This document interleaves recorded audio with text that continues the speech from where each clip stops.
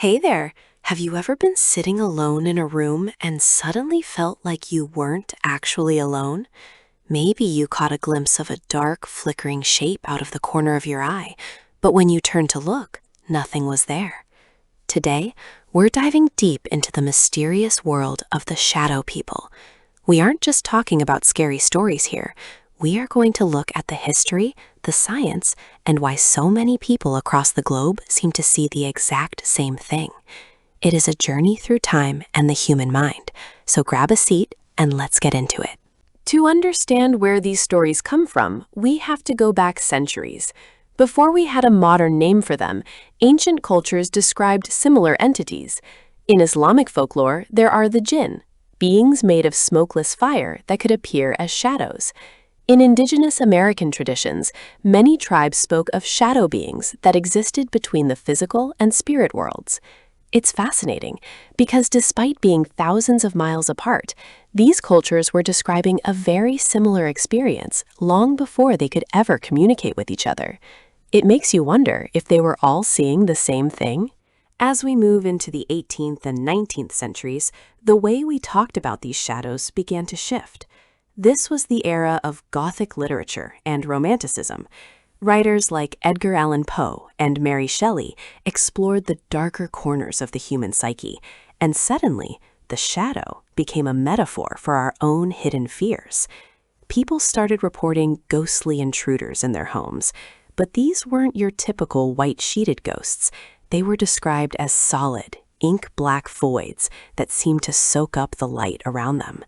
This period really set the stage for how we visualize these entities today. By the mid-20th century, the conversation moved from the campfire to the laboratory. Scientists and psychologists started getting curious about why so many people were reporting these sightings.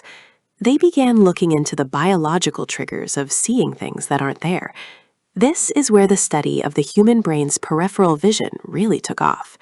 It turns out, our eyes are great at detecting movement at the edges, but not very good at identifying what that movement actually is.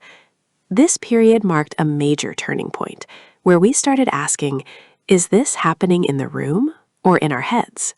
One of the most compelling scientific explanations for shadow people is sleep paralysis. If you've ever experienced this, you know how terrifying it can be. You wake up, but your body can't move, and you often feel a heavy weight on your chest. During these episodes, the brain is in a state between dreaming and being awake. It's incredibly common for people in this state to hallucinate a dark figure standing in the room or even sitting on them.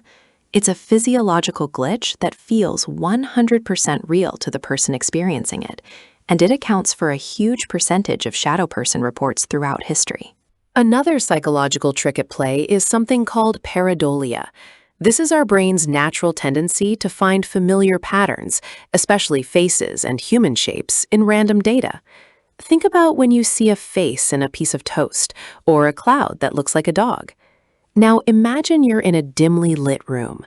A coat hanging on a door or a stack of boxes can easily be misinterpreted by your brain as a person standing in the corner. Your brain is just trying to protect you by identifying potential threats, but sometimes it works a little too well and creates a monster out of a shadow. In the late 1990s and early 2000s, the shadow people phenomenon exploded into popular culture, largely thanks to late-night radio. Programs like Coast to Coast AM with Art Bell began featuring guests who shared detailed encounters. This was the first time people from all over the world could call in and realize they weren't alone in their experiences. The term shadow people actually became popularized during this time. It turned a scattered collection of personal stories into a full-blown modern myth, creating a shared vocabulary for anyone who had ever seen a dark shape in the night.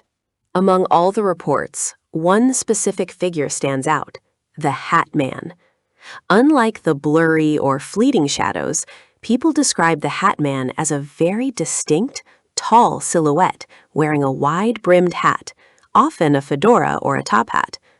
What's truly bizarre is that people from completely different backgrounds who have never heard of him report seeing the exact same figure. He doesn't usually move or attack, he just stands there, watching. Whether he's a collective hallucination or something more, the Hat Man has become the most famous face, or lack thereof, in the shadow person world. As we entered the digital age, the internet changed everything. Forums and social media became a breeding ground for creepypastas and viral legends.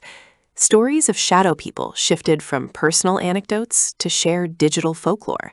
People started sharing photos and videos, though most were quickly debunked as glitches or fakes. However, the sheer volume of content kept the mystery alive. The internet didn't just document the phenomenon, it evolved it, adding layers of modern lore that make it even harder to separate fact from fiction in our current era of digital storytelling. If you talk to people today, the accounts are surprisingly consistent. They describe the shadows as being blacker than black, almost like a hole in the universe. Some say the figures have glowing red eyes, while others say they are totally featureless. Most witnesses report a feeling of intense dread or a sudden drop in temperature.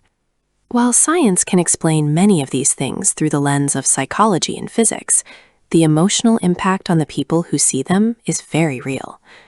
It's a reminder that even in our modern high-tech world, the dark still holds a lot of power over us. So, what do we believe? On one hand, we have robust scientific theories like sleep paralysis, pareidolia, and the quirks of our peripheral vision. On the other hand, we have thousands of years of consistent cross-cultural testimony that is hard to ignore. Perhaps it's a bit of both. Maybe our brains are wired to see these things, or maybe there's a part of our reality we just don't understand yet. Skeptics and believers might never agree, but that's what makes the mystery so enduring. We are naturally drawn to the things we can't quite explain, especially when they hide in the dark. Whether you think they are ghosts, interdimensional travelers, or just a trick of the light, the shadow people aren't going away. They are a part of our history and our psychology. Next time you're alone and you see something move in the corner of your eye, just remember, it might just be your brain playing tricks, or it might be something else entirely. Thanks for hanging out with me today to explore this mystery. Don't forget to like and subscribe for more updates. Stay curious and maybe keep a nightlight on tonight. See you in the next one.